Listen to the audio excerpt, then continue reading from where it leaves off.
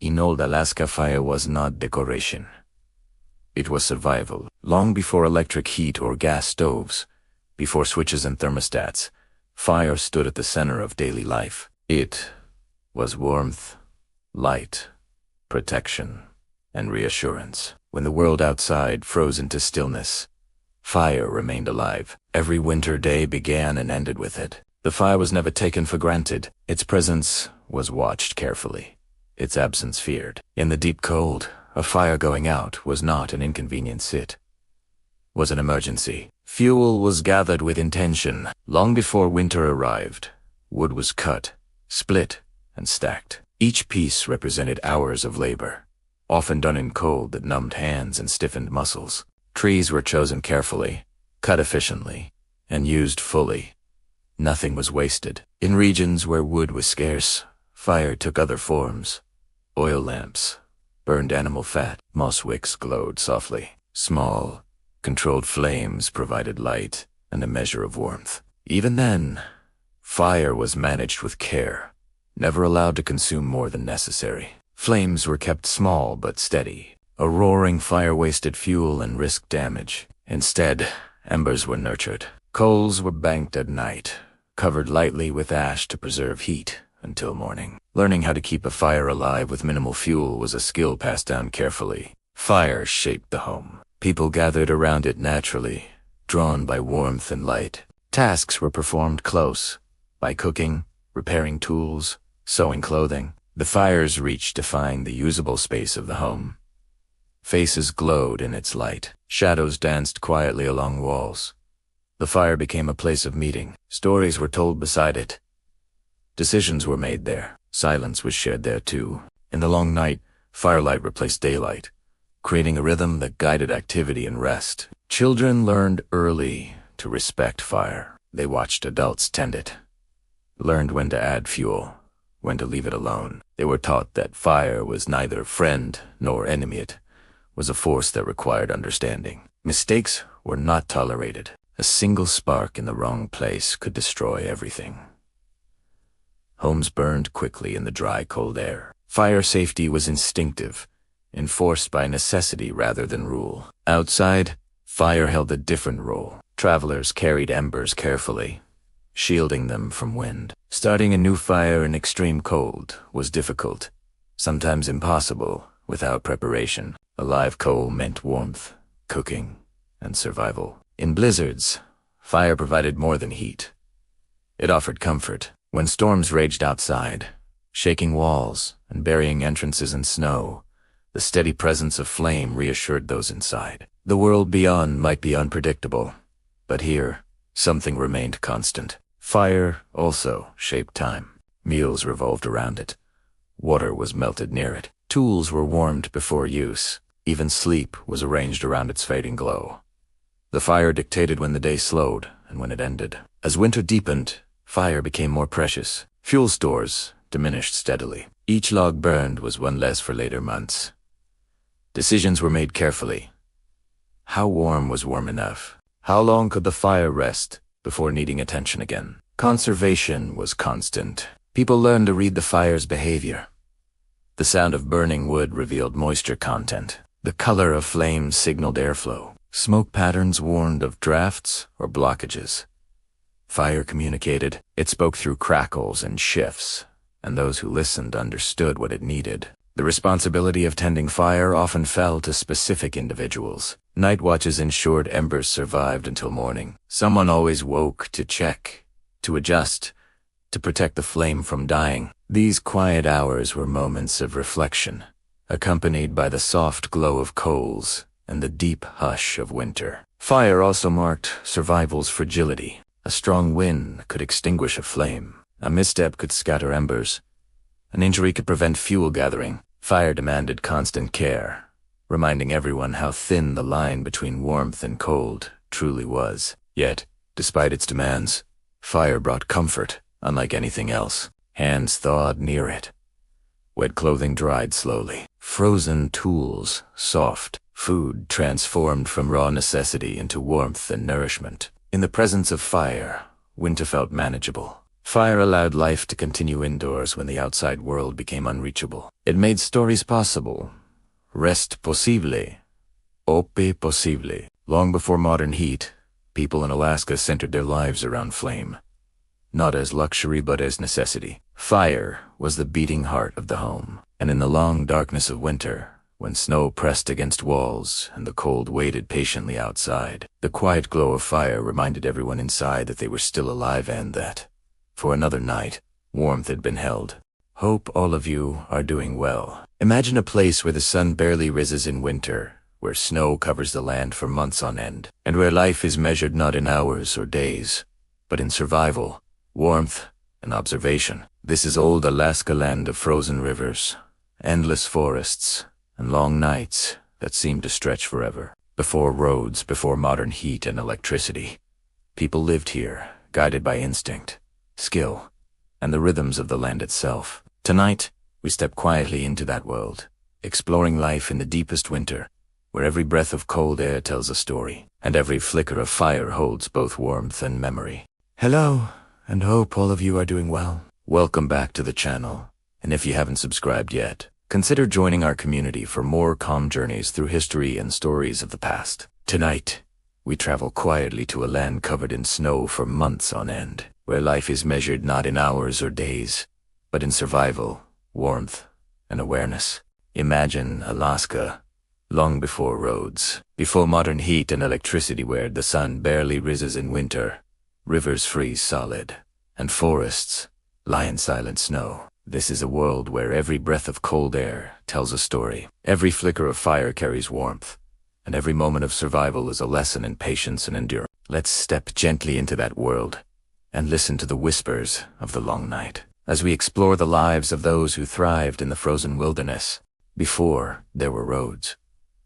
Before there were engines, or wires, or the steady hum of electric heat, there was the land. Alaska existed first as silence, a vast, patient silence stretched across mountains and valleys, across frozen rivers and endless forests. Snow fell without interruption, settling layer upon layer, softening every sharp edge. Wind moved through spruce and birch, not hurried, not loud, only persistent. In winter, Alaska did not rush. It waited. This land did not prepare itself for people. It did not clear paths or offer shelter easily. It remained as it had always been, cold, immense, and unconcerned with who might arrive or leave. Winter ruled here longer than anywhere else. For much of the year, the ground was locked beneath ice. Rivers slowed, thickened, then hardened into pale roads of frozen water. Lakes vanished beneath white skins. Even sound behaved differently. Footsteps muffled, voices swallowed, distance stretched by cold air. To stand in old Alaska was to feel small, but not insignificant.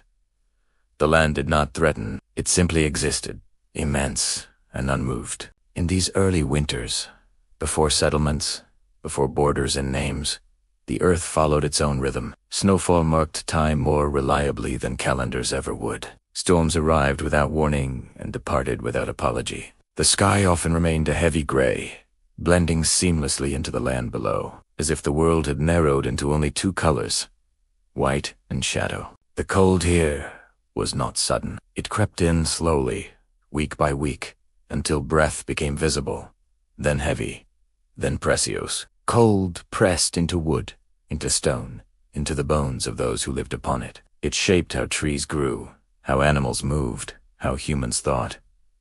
Alaska taught patience early. In winter, daylight withdrew. First, it shortened, then it thinned. Eventually, it disappeared almost entirely, leaving behind a dim twilight that hovered briefly before surrendering to darkness again. Night lingered not for hours, but for weeks, and yet life endured.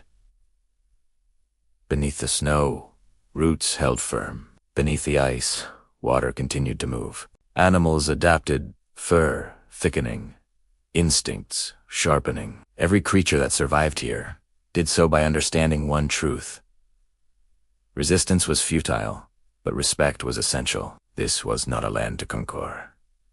It was a land to listen to. Long before anyone tried to tame Alaska, it had already shaped those who would call it home. The land decided where shelter could stand, where food could be found, where travel was possible and where it was not. Winter was not merely a season. It was the defining condition of existence.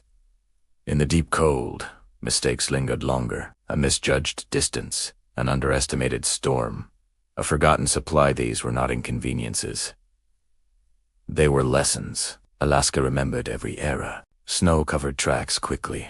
Evidence of passage vanished within hours. The land returned always to its original stillness, as if no one had ever passed through it all. This was Alaska before footsteps mattered. The forests stood thick and dark, branches bending under snow's weight. Mountains loomed in quiet authority, their peaks often hidden behind clouds.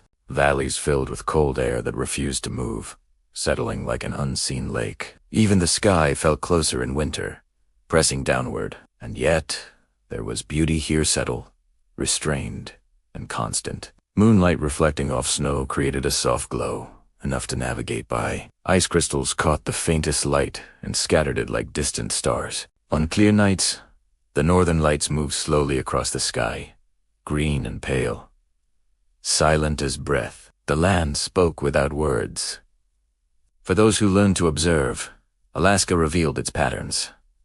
Wind carved familiar paths through trees. Snowdrifts formed predictably along ridges and riverbanks. The behavior of animals signaled changes in weather long before clouds gathered. Stillness was information. In old Alaska, winter stripped life down to essentials. There was no excess, no waste. Everything unnecessary was left behind, buried beneath snow. What remained was what mattered most: warmth, food, shelter, and time. Time moved differently here.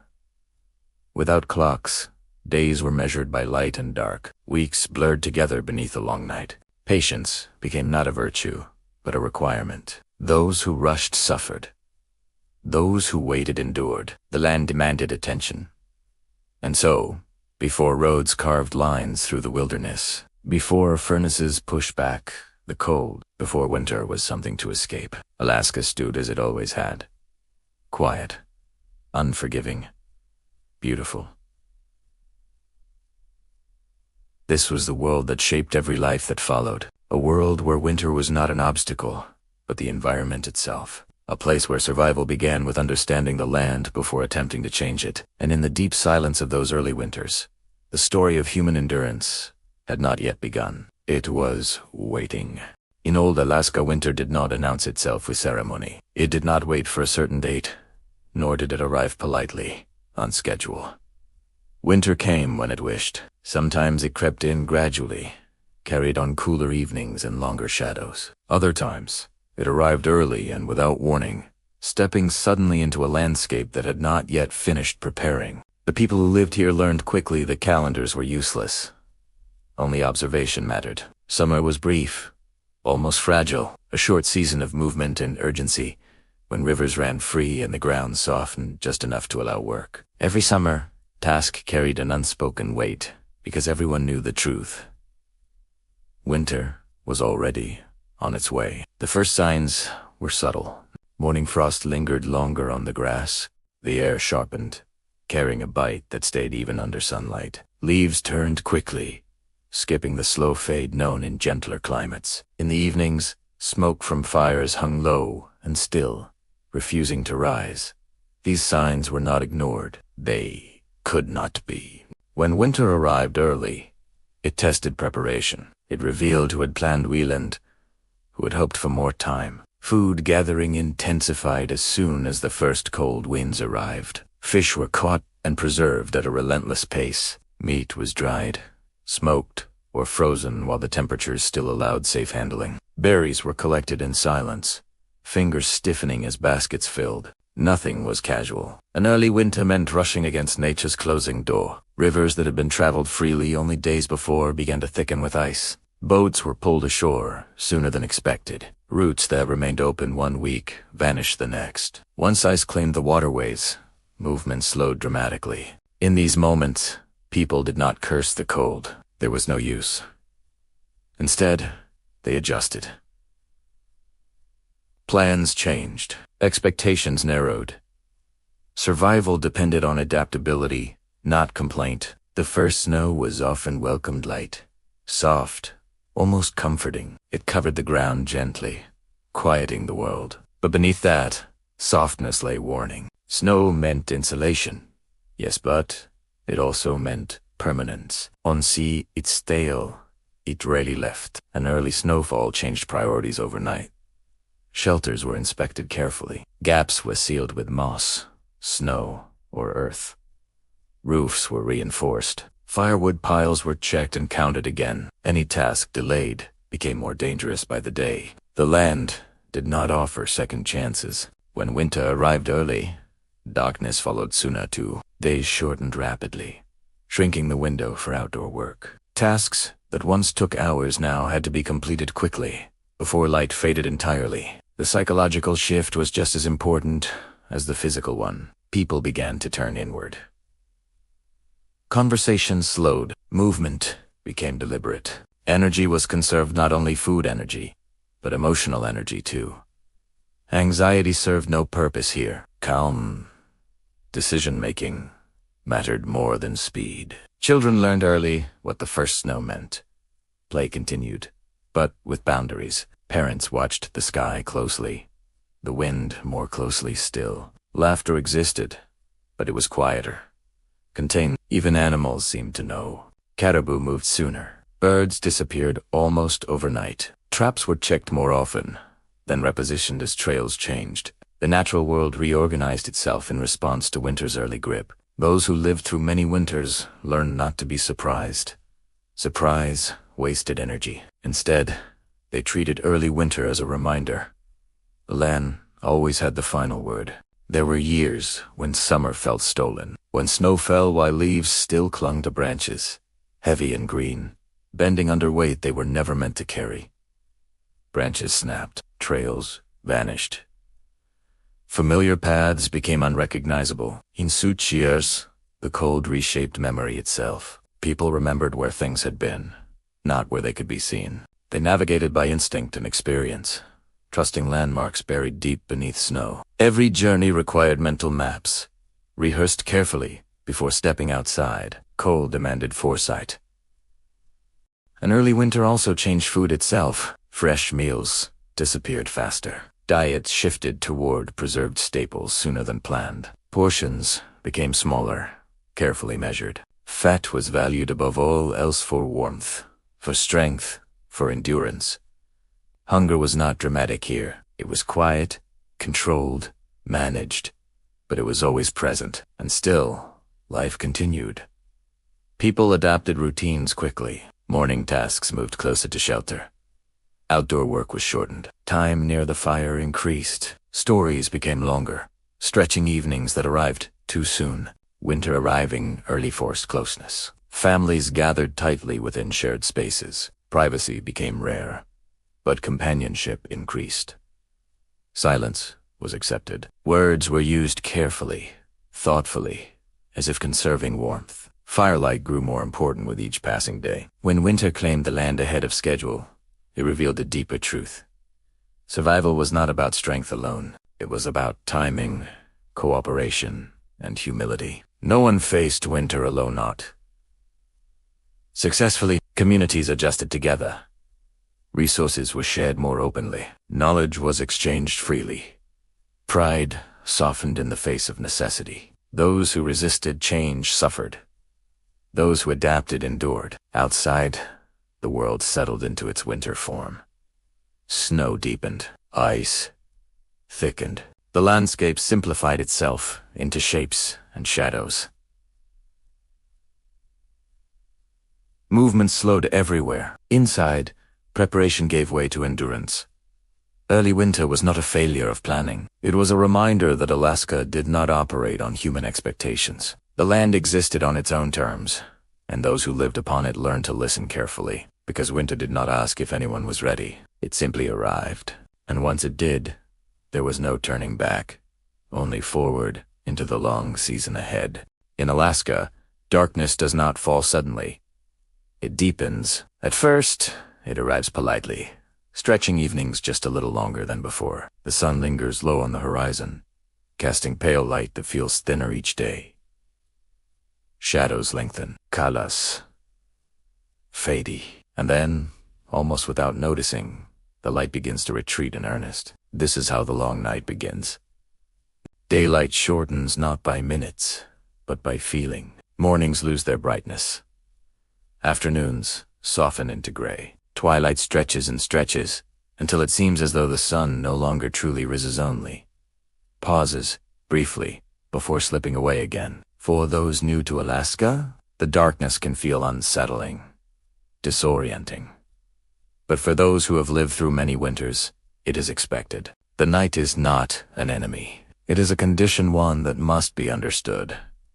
As daylight fades, routines shift. People wake later, not because they sleep more, but because there is little reason to rise before light. Work begins when visibility allows it, even if that window lasts only a few hours. The rest of the day belongs to darkness, firelight, and stillness. The body learns to adjust. Eyes become sensitive to small changes in light. A lantern flame feels bright. Snow reflects moonlight just enough to guide footsteps. Familiar paths can be followed by memory alone, but the mind must adjust to. The long night tests patience more than strength. With darkness stretching across weeks, sometimes months, time itself begins to feel different. Days blur together. Without sunrise to mark beginnings or sunsets to signal endings, people rely on habit to maintain order. Meals are eaten at regular times. Fires are tended on schedule. Tasks are repeated carefully, precisely. Routine becomes a lifeline. Inside homes, light is precious. Oil lamps are used sparingly. Wicks are trimmed carefully. Fuel is conserved. Flames are shielded from drafts, protected as though alive because in many ways they are. Firelight shapes the interior world. Faces glow softly in its warmth. Shadows move along walls. The crackle of wood becomes a familiar sound, comforting and steady. Outside, the wind may howl, but inside, the fire offers a sense of control, small, fragile, but real. The darkness presses close. Windows, if present, reveal little more than reflection. Beyond the glass lies a vast unseen world, muffled by snow and night. Sounds travel differently now. A distant crack of ice, a shifting branch, the soft padding of an animal moving unseen. Silence becomes heavier in the long night. Conversations change. People speak more slowly, choosing words with care. Stories grow longer, detailed. Winding meant not only to entertain, but to pass time gently. Memory becomes a shared space, revisited again and again. Children listen closely, their world shaped by what is spoken aloud. Elders repeat stories not because they are forgotten, but because repetition brings comfort. Familiar narratives anchor the mind when the outside world offers little variation. The long night encourages inward travel. Thoughts wander. Reflections deepen. People remember summers long past green landscapes, open water, warmth that feels almost unreal now. These memories are not painful. They are reminders that change is constant, that light will return. Still, the wait is long. Sleep patterns shift under endless darkness. Some sleep more, others less. Dreams grow vivid. The line between waking and resting softens, especially during the deepest winter, when night never fully releases its hold. Lanterns glow late into what would once have been daytime hours. Outside, the cold intensifies. Temperatures drop steadily as sunlight fades. Without the sun's warmth, the land loses heat quickly. Snow hardens, ice thickens, breath crystallizes instantly in the air. Travel becomes slower, more deliberate. People learn to move efficiently, conserving energy and heat. Every step is planned. Every outing is purposeful. No one wanders without reason during the long night. Animals adapt in their own ways. Some disappear entirely, sleeping beneath snow and earth. Others move silently, fur thickened, senses sharpened. Tracks appear suddenly in fresh snow, then vanish just as quickly. The long night sharpens awareness. With vision limited, other senses grow stronger. Ears pick up subtle sounds. Skin feels changes in wind direction and temperature. Smell becomes a guide. Smoke, food, danger. People listen more closely now, not just to the environment, but to each other. Community becomes essential.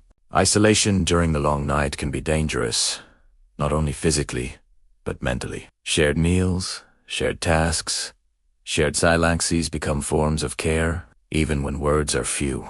Presence matters. The darkness teaches restraint. There is no rushing winter, no forcing daylight to return. The long night must be lived through, one day or rather, one dark stretch at a time.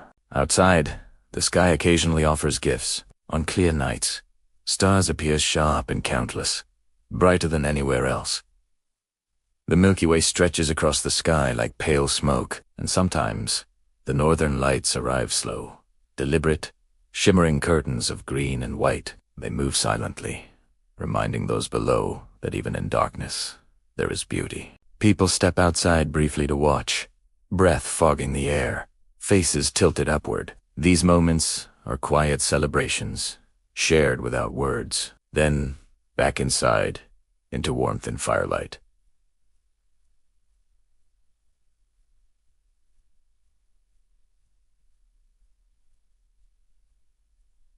The long night is not a single event. It is a season of endurance, reflection, and adaptation. It strips away distraction, leaving only what matters most: warmth, food, connection, time, and beneath it all, patience.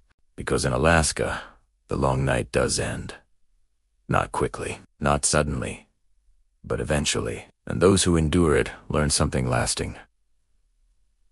Darkness is not the absence of life. It is simply another way the land asks to be understood. Long before Alaska had a name, before maps traced its rivers or borders, claimed its land, people were already here. They did not arrive to conquer the cold. They arrived to live within it. These were the first people of the cold indigenous communities whose lives were shaped, guided, and sustained by Alaska's winters. Inuit, Yupik, Athabaskan, and many others lived across vast regions of snow, forest, tundra, and coast. Each group adapted in its own way, but all shared a deep understanding of the land.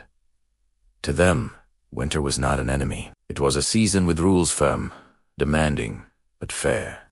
Knowledge was passed down carefully, generation after generation, not written in books, but spoken, demonstrated, lived. Children learned early how to read the land, how snow sounded beneath their feet, how ice shifted under pressure, how the wind changed before a storm. Survival depended on listening. The cold was not something to be resisted. It was something to be anticipated. Every action was shaped by an awareness of what winter would bring, long before it arrived. Homes were built with purpose. Along the coasts and tundra, structures were designed to trap warmth and block wind. Snow itself became a building material, shaped and layered to insulate against the cold. In forested regions, homes were built partially underground, using earth as protection against freezing air. These were not primitive shelters. They were precise responses to environment. Walls were thick. Entrances were low, forcing warm air to stay inside. Sleeping platforms were raised, keeping bodies above the cold ground. Every detail served a function. Fire was important, but not always central. In some regions, fuel was scarce. Heat was conserved rather than generated. Clothing became the primary source of warmth, crafted from animal skins sewn with care and skill. Layers were arranged to trap air, to shed moisture, to move with the body. These garments were technology, refined over centuries. People learned which furs worked best in certain conditions, how to stitch without creating weak points, how to repair clothing quickly in the field. A well-made parka could mean the difference between life and death. Food, too, reflected understanding. Nothing was wasted. Meat, fat, organs every part of an animal had purpose. Fish were dried, frozen, or fermented. Seasonal abundance was preserved 4 times of scarcity. Storage methods were adapted to the cold itself, using ice and permafrost as allies rather than obstacles. Winter diets were rich, sustaining energy through long months of darkness and cold. Movement across the land followed natural rhythms. People traveled when conditions allowed, resting when they did not.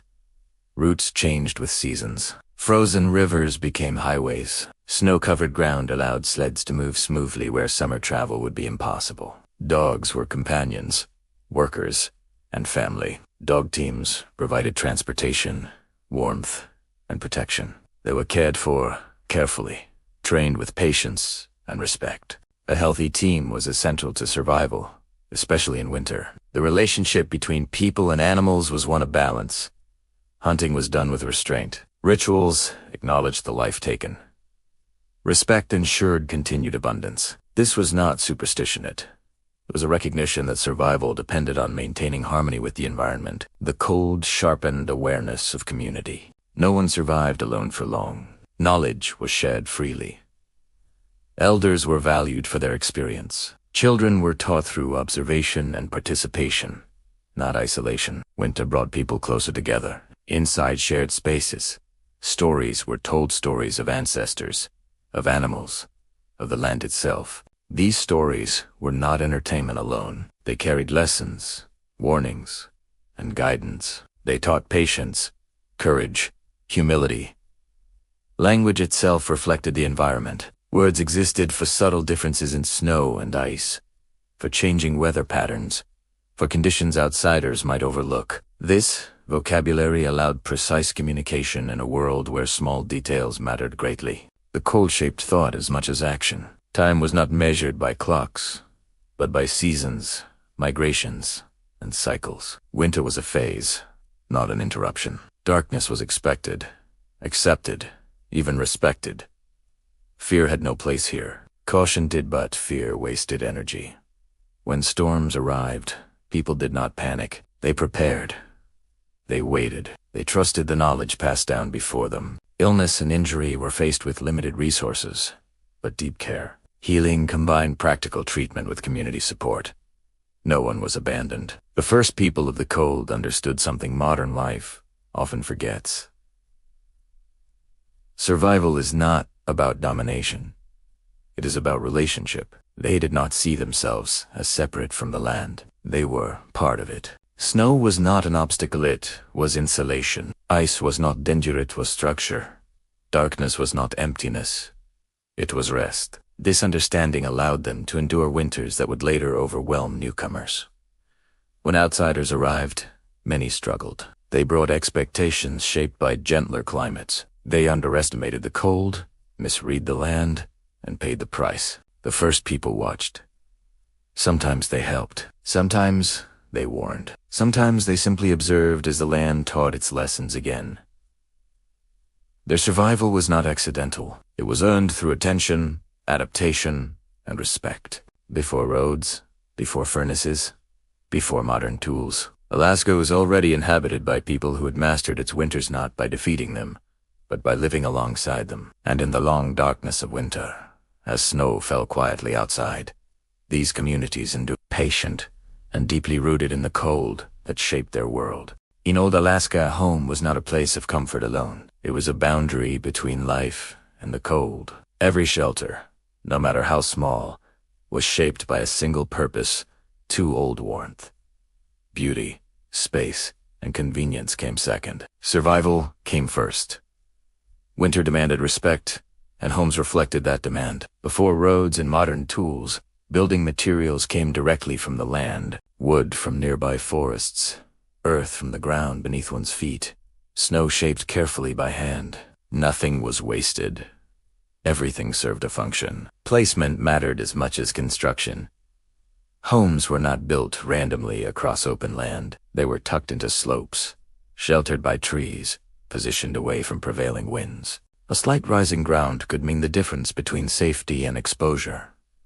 The land itself was used as protection. In forested regions, log structures were common. Logs were stacked thick and tight, gaps filled with moss, mud, or animal hair to prevent drafts. Walls were heavy, dense, capable of holding heat long after a fire had dimmed.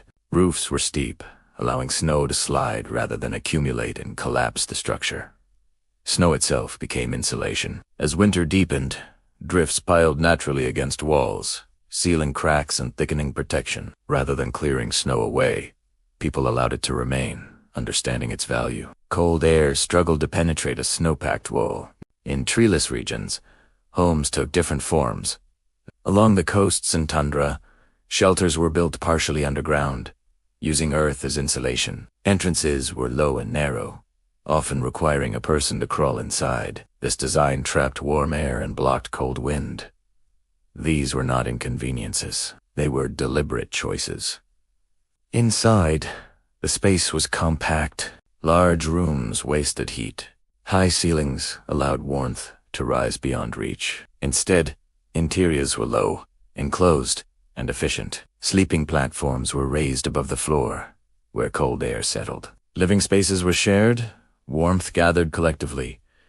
Privacy gave way to survival. The hearth, whether an opened fire, oil lamp, or stone-lined pit, formed the heart of the home. Its placement was central, allowing heat to spread evenly. Fire was tended carefully, never allowed to die completely during winter months. Firewood was precious. Each log represented time, effort, and foresight. Wood was cut, split, and stacked months before winter arrived. During the long night, only what was necessary was burned. Flames were kept small but steady. In some homes, there was no fire at all. Heat came instead from bodies, clothing, and insulation. Thick walls and packed earth held warmth surprisingly well. Oil lamps provided light, their heat minimal but useful. Airflow was carefully controlled. Smoke holes were small and adjustable, opened only as needed. Fresh air was important, but too much invited the cold inside. Balance was essential. Every movement inside the home was influenced by temperature. People sat close together. Tasks were done near the fire. Tools were stored where they would not freeze or crack. Water was kept close, so it would not turn to ice. Even daily routines were shaped by the structure itself. Sleeping arrangements placed elders and children in the warmest spots. Those most vulnerable were protected by design, not just care. Nighttime was spent wrapped in layers of furs and blankets. Bodies aligned to share warmth. Homes were quiet places in winter. Sound was absorbed by thick walls and snow. Outside, storms raged unnoticed. Inside, there was calma, deep, steady calm that allowed rest. Maintenance never stopped. Ice formed in small cracks. Frost crept along interior walls.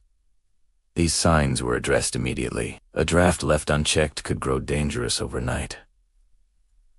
Tools were kept ready. Repairs were constant.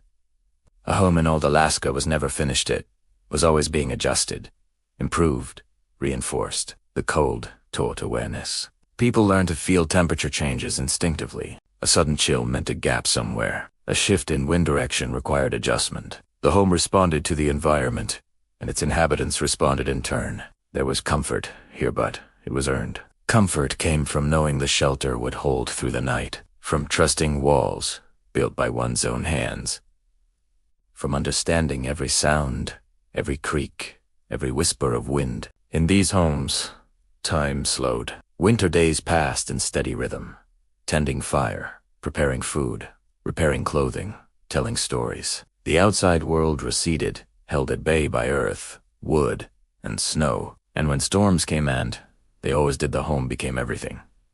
It was refuge, it was protection. It was life. Long before modern heating made warmth effortless, people in Alaska built homes that worked with winter, not against it. They understood that strength lay not in resisting the cold, but in containing warmth. And within these quiet shelters, beneath layers of snow and darkness, life endured patient, prepared, and held together by walls that knew their purpose. In old Alaska, winter was never fought on the day it arrived.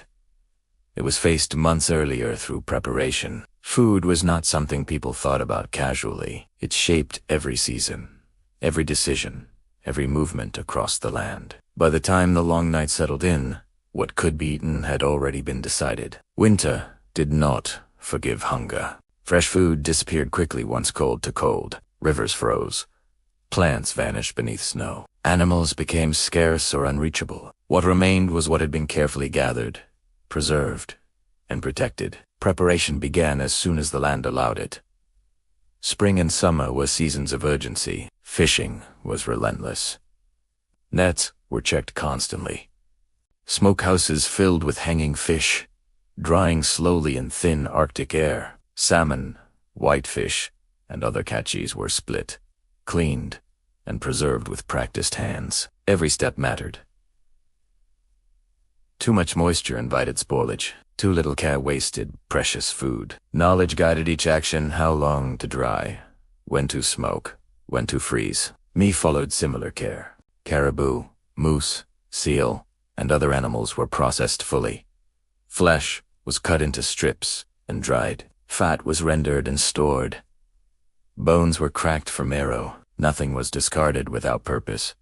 Waste was unthinkable. Winter diets relied heavily on fat, not indulgence, but necessity. Fat provided warmth, energy, and endurance. In the cold, it sustained the body in ways lean food could not. Root vegetables, where possible, were stored underground. Cellars were dug deep into earth that remained cool and stable.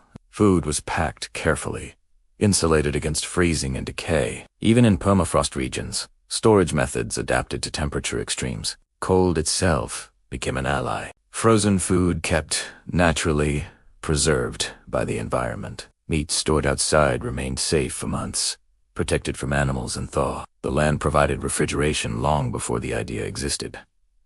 But protection required vigilance. Food stores were checked regularly. Mold, rot, and pests were watched for closely. A single spoiled cache could mean hardship later. Eating during winter followed strict rhythm. Meals were simple, nourishing, and measured. Portions were controlled carefully, not out of fear, but foresight. People knew exactly how long winter could last and how much food must stretch to meet it. Hunger was managed, not dramatized. There were days when meals were smaller, days when choices were made. Eat more now, or save for later. These decisions were calm, deliberate, guided by experience. Food was shared within communities. Those who had more helped, those who had less. Isolation made generosity essential. A failed hunt or damaged store could happen to anyone. Survival depended on collective resilience. Meals also carried emotional weight. Eating together brought comfort. Warm food restored, more than strength, it restored morale. In the long darkness, shared meals marked time, offering structure and familiarity. Children learned early where food came from. They watched preparation closely. They learned respect for animals taken. Effort required. Patience involved. Food was never treated lightly. Preservation techniques were acts of skill. Drying, smoking, fermenting, each method suited specific foods and conditions. These techniques were refined over generations, adapting to climate and resources. Even taste reflected necessity. Flavors were strong, rich, sustaining. Salt was used sparingly. Sweetness was rare. What mattered was nourishment. When storms trapped people indoors for days, food stores became light. There was no possibility of going out to gather more. The wind and cold closed the world completely. During these times, discipline mattered most. Panic wasted energy. Calm sustained life. Food was eaten slowly, deliberately. Nothing rushed. Winter meals were quiet affairs. Steam rose gently in firelight. Hands warmed around bowls. Conversation was soft, reflective. Eating was both physical and emotional care. The knowledge that food would last brought peace. People slept easier, knowing preparation had been thorough, that enough remained. That tomorrow could be faced. In years when winter lingered longer than expected, preparation was tested. Supplies thinned. Creativity increased. Meals adapted. Still, endurance continued. Food that could outlast winter was not accidental. It was the result of observation, discipline, and respect for the land's rhythms. Those who survived old Alaska winters understood something deeply. Survival was decided long before the cold arrived, and in the long night, when darkness pressed close and the fire burned low, the quiet presence of stored food earned months earlier offered reassurance. Winter could wait. They were ready. Winter in Alaska did not simply fall, it transformed the land. Rivers that once ran freely hardened into glimmering highways of ice. Lakes became sheets of silver, reflecting pale skies. Snow covered everything, smoothing jagged rocks, burying trails, and hiding familiar landmarks beneath soft, unbroken white. To move through this world required patience, knowledge, and respect. Before roads or modern vehicles, travel was measured, deliberate, and often dangerous. The snow was not simply an obstacle, it was part of the path itself. Those who learned to read it survived. Those who did not risked losing themselves to its vast, silent expanses. The first consideration was footwear. Snowshoes, carefully crafted from wood and sinew, allowed walkers to glide above powder rather than sink into it. Each step required attention. Walking too quickly exhausted energy. Walking too slowly risked exposure to frostbite in hands and feet. Balance and rhythm became instincts. Sleds were the vehicles of choice. Drawn by dogs or sometimes by people themselves, sleds carried supplies, firewood, and food stores across snowbound distances. Maintaining a sled in Alaska's winter required skill. Runners needed to glide without sticking. Cargo had to be tied securely, and the route had to be chosen carefully, considering hidden ice, deep drifts, and steep slopes. Dog teams were not simply tools, they were partners. Each dog was trained to understand pace, load, and terrain. Teams moved in synchrony, responding to subtle commands. A well-trained team could traverse miles of snow in hours, while an untrained team could become exhausted, uncooperative, or lost entirely. The bond between musher and dogs was essential. Ice, a silent and constant presence, demanded caution. Frozen rivers were tempting highways, but their safety varied. The surface might look solid while water flowed underneath, eager to swallow anyone who misjudged. Locals learned to test ice with poles, to read its color and texture, to recognize subtle signs of weakness. One mistake could mean disaster. Snowdrifts hid other dangers. A path that was familiar in summer could vanish under meters of snow. Landmarks disappeared. Rocks and tree stumps waited silently beneath powder, ready to trip the unwary. Routes were memorized, marqued subtly and revisited constantly. Wind transformed the landscape further. Blizzards could reshape trails in minutes. Snowbanks shifted. Visibility dropped to almost nothing. In these conditions, only experience and patience allowed travel to continue safely. Sometimes, movement was impossible. Waiting became the only option. Movement was measured not only by distance, but by necessity. Every journey had a purpose: to hunt, to gather, to visit a neighbor, to deliver supplies. Wandering for leisure was rare. Energy was precious, and missteps could be fatal. Travel required constant awareness of the cold, the terrain, and one's own endurance. Clothing was part of this equation. Layering was essential. Fur garments protected from wind. Mittens insulated hands without restricting movement. Boots were thick, sometimes stuffed with moss or hair, designed to repel cold from below. Even small details, like scarves over the face, could prevent frostbite and maintain warmth over long journeys. Night travel was a skill in itself. When snow blanketed the land for weeks and daylight was scarce, moving in near darkness required confidence in memory and sense. Steps were guided by touch, smell, and sound. The faint glow of distant ice or the shimmer of the northern lights might be the only markers. Travel was rarely solitary. Partnership mattered. Even skilled hunters or trappers traveled with companions when possible. Not only did shared effort conserve energy, but companionship provided psychological warmth against the deep, silent nights. In isolation, the cold felt heavier, more deliberate, almost alive. Knowledge of the terrain was survival. Rivers, ridges, forests all were mapped in memory. Every contour held meaning. Some areas were dangerous during certain wind patterns.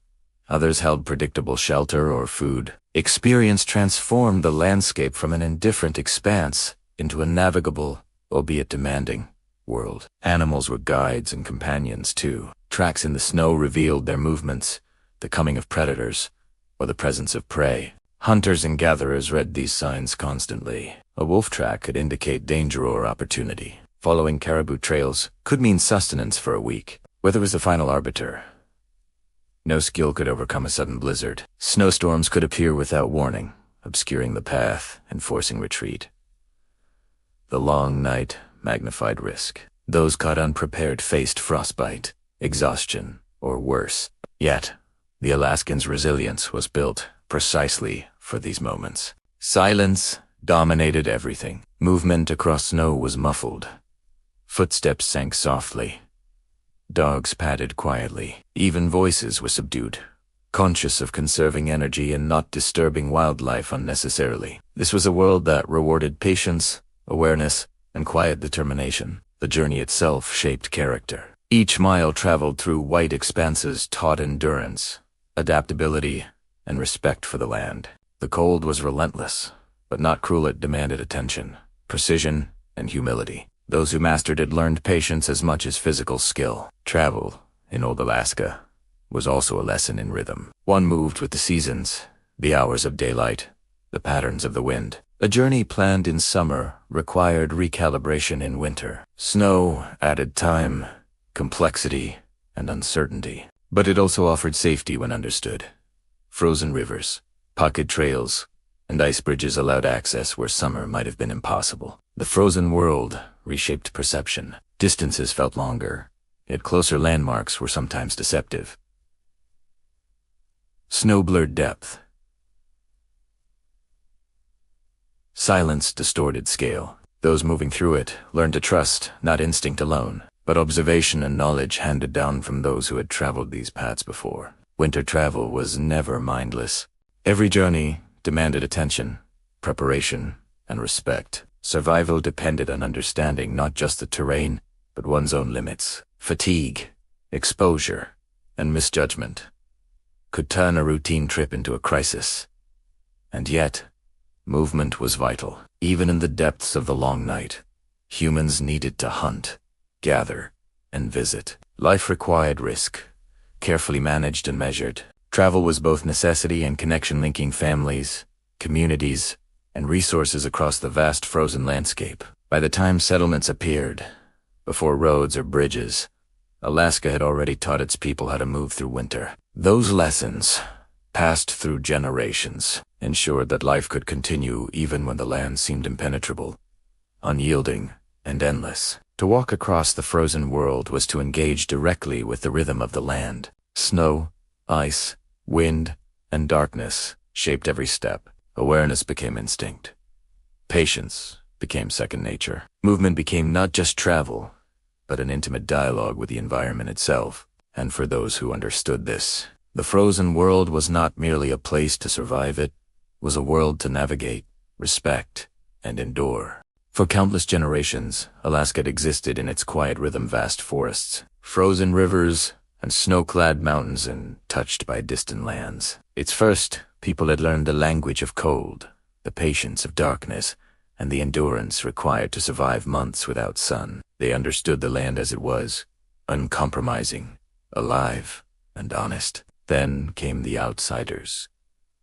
Russians, trappers, missionaries, traders, people from distant coasts, arriving with unfamiliar tools, strange clothing, and expectations shaped by gentler climates. They came seeking wealth, religion, curiosity, or simply adventure. But Alaska did not conform to human ambition. Here, every step forward was measured not by desire, but by the land's rules. The first arrivals were often unprepared. They carried muskets and furs, trade goods and supplies, yet underestimated what winter demanded. A sudden blizzard could erase their path. Rivers frozen only on the surface concealed dangerous currents beneath. Snow, light and soft, at first glance, deepened quickly, swallowing tents and wagons alike. Some assumed skill alone would protect them.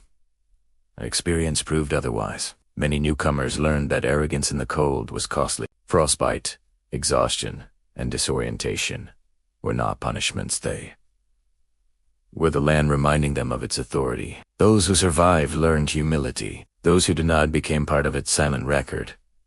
The first people watched carefully. They had lived with the land for generations. They understood its moods, its dangers, and its hidden generosity. When outsiders arrived, guidance was sometimes offered, but always cautiously. Advice came as observation, warning, or demonstration.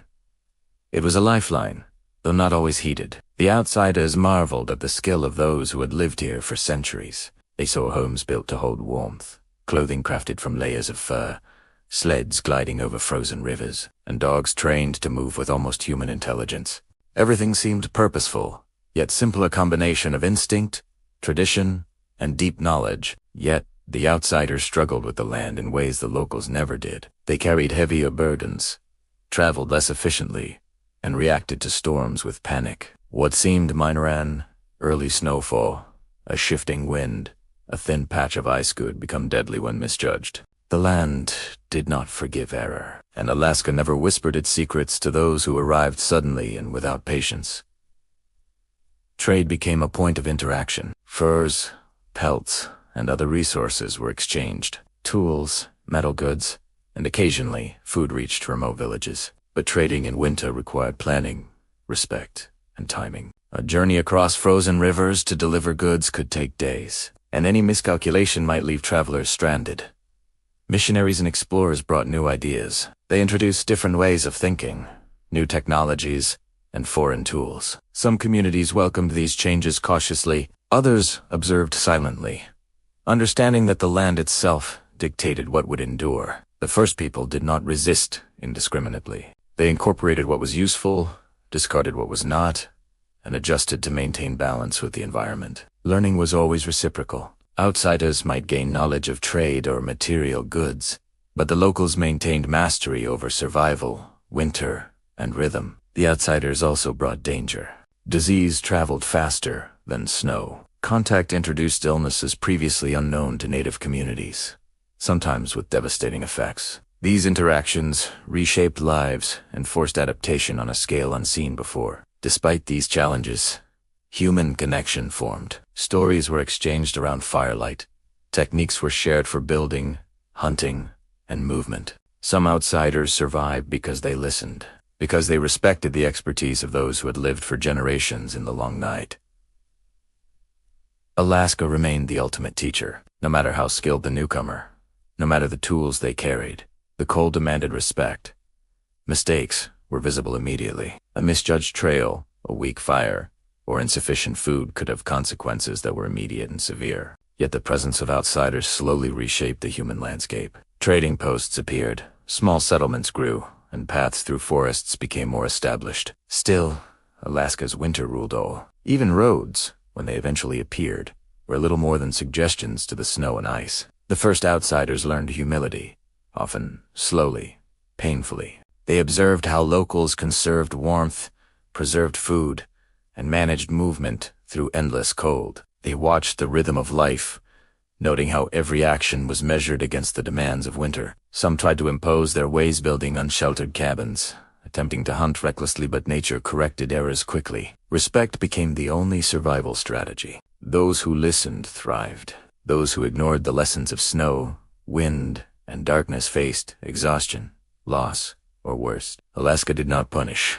For Melis, it simply responded to ignorance. Over time, some outsiders adapted. They learned to read ice and snow. They learned to tend fire carefully. They learned patience. They learned the value of conserving energy, sharing resources, and moving deliberately. In doing so, they began to coexist, slowly, with both the land and its first people. Stories of the early encounters spread. Tales of travelers lost in blizzards, of traders who froze before reaching villages, of those who survived by following the guidance of the first people, became lessons passed along. The land itself became the silent narrator, and the outsiders were characters learning respect. In the long night, Alaska reminded everyone who entered. The cold is not to be conquered. The snow is not to be hurried. Survival depends not on strength alone, but on patience, observation, and humility. By the end of these early interactions, a pattern emerged. Outsiders brought novelty, trade, and curiosity. Locals brought mastery, experience, and quiet authority. Together, they shaped what life could be in winter, but the land itself remained the ultimate ruler. Alaska did not bend to newcomers. It absorbed them, tested them, and, for those who listened, allowed them to endure. And so, even as the first outsiders arrived with wide eyes and heavy loads, the lessons of old Alaska continued. Winter comes early. Fire, food, and shelter are precious, and the land always, quietly, decides the terms of survival. In Alaska, winter was a test of patience, endurance, and awareness. And for some, it was a test lived entirely alone, before roads, before neighbors were within walking distance, before the comfort of a nearby settlement. There were individuals who chose, or were aforesaid, to live in solitude. Hunters, trappers, scouts, and those who followed the call of the land found themselves in small cabins or makeshift shelters, miles from anyone else. Theirs was a life of quiet vigilance. Living alone in such cold demanded every skill one possessed. Food could not be left unattended. Every cache had to be guarded against scavengers, meat had to be preserved carefully, and fires maintained constantly. A lapse of attention could be fatal. Solitude left no room for error. Time felt different when lived alone. Days and nights lost their usual rhythm in the long night. Without companions, conversation disappeared. Silence stretched over hours, punctuated only by wind, snow, and the occasional distant sound of wildlife. People learned to occupy the mind carefully, filling space with tasks, reflection, and observation. The isolation was both burden and teacher. Without distraction, one became hyper-aware of the environment. Snowdrifts, the pattern of ice on rivers, the subtle shifts in wind direction all became critical information. Life was measured in observations. A slight change in snow texture could indicate an approaching storm. A distant howl might warn of predators. The smell of smoke could mean another human was nearby. Fire became more than warmth, it became companion. Alone, people spent hours tending flames. Its glow offered reassurance. Its crackle filled the silence. Its warmth protected against more than physical cold. It defended against fear, against the mental weight of isolation. Watching a fire, maintaining it, became ritual, meditation, and necessity all at once. Food management was constant, deliberate, and sometimes creative. Hunting alone required strategy. Traps had to be checked daily, carefully positioned, and maintained. Any failure could mean going hungry. Cooking became methodical. Meals were small but rich in calories, designed to maximize energy without exhausting supplies too quickly. Every morsel was accounted for. Clothing, too, was survival equipment. Layers were arranged to trap air, shed moisture, and prevent frostbite. Even minor lapses, mittens forgotten. Boots soaked could quickly become serious problems. Maintaining equipment became a daily ritual, repeated with precision. Solitude shaped routines sharply. Wake, tend fire, inspect traps, gather wood, cook food, repair clothing, observe weather, rest, repeat. There was no leisure in the conventional sense. Every action was purposeful. Even recreation was functional. A careful walk could scout game, examine ice conditions, or gather firewood. Yet loneliness was not purely hardship. It brought clarity. It sharpened senses. It allowed people to live fully attuned to the land. They learned its moods and rhythms as intimately as any close companion. Movement through snow became instinctive. Interpretation of weather became almost prophetic. Life, stripped of distraction, became intensely focused. Even in isolation, community mattered indirectly. Those who lived alone knew neighbors were distant but important. Trade, messages, or occasional help could arrive via sled or foot, but reliance had limits. Communication required planning. Every journey carried risk. Preparation ensured that distance did not become vulnerability. Danger was never theoretical. Storms could arrive suddenly. River ice could fail. Snow could trap an individual far from shelter. Loneliness magnified the risk. Mistakes had no immediate backup. Survival depended on foresight, knowledge, and steady nerves. People developed mental strategies to endure long nights alone. Storytelling quietly to oneself. Preserve memory and culture. Songs were hummed. Rhythms of work were timed to maintain focus. Observation became entertainment, tracking animal behavior or changes in the ice. Even counting firewood, marking days, or maintaining journals became ways to occupy mind and spirit. Animals often became companions of a kind. Dogs, foxes, and sometimes birds offered connection. They were not conversation, but presence. Care for animals reinforced routine, purpose, and warmth. Bonds with dogs in particular were deep, shaped by dependence and shared movement across snow. Mental resilience was cultivated daily. Without others to share thoughts, one's mind became both tool and mirror. Reflection grew sharper. Decisions were made quickly and deliberately. There was no room for indecision or distraction. Mental strength was as essential as physical strength. The land itself demanded respect. When alone, one could not test the limits safely. Ice, snow, terrain, and wind dictated pace. Any misjudgment could be deadly. Solitude heightened awareness. Every crack of ice, every gust of wind, every shadow in the snow carried significance. Winter's long darkness intensified the experience. The short days and long nights stretched awareness of time. Without the presence of others, the long night could feel unending. Sleep patterns were adapted. Vigilance alternated with rest, carefully, always protecting warmth and energy. Even dreaming carried weight, as the mind continued to process isolation, survival, and environment. Yet solitude also allowed mastery. Those who lived alone often became extraordinary observers of the natural world. They learned to read snow, ice, animal tracks, wind shifts, and the movement of clouds in ways impossible in busy, communal life. Their survival depended on learning details overlooked by others. Stories of the solitary few passed quietly between communities. Tales of hunters who traveled miles alone, maintaining fires and food caches through relentless snowstorms. Accounts of trappers who read the subtle behavior of caribou and wolves. These individuals became legends not for heroics alone, but for endurance, attention, and calm persistence. Isolation was both peril and teacher. It stripped life to essentials: warmth, food, fire, shelter, and attention. In learning to live alone, people became intimately familiar with themselves and the land. Fear was acknowledged, but managed.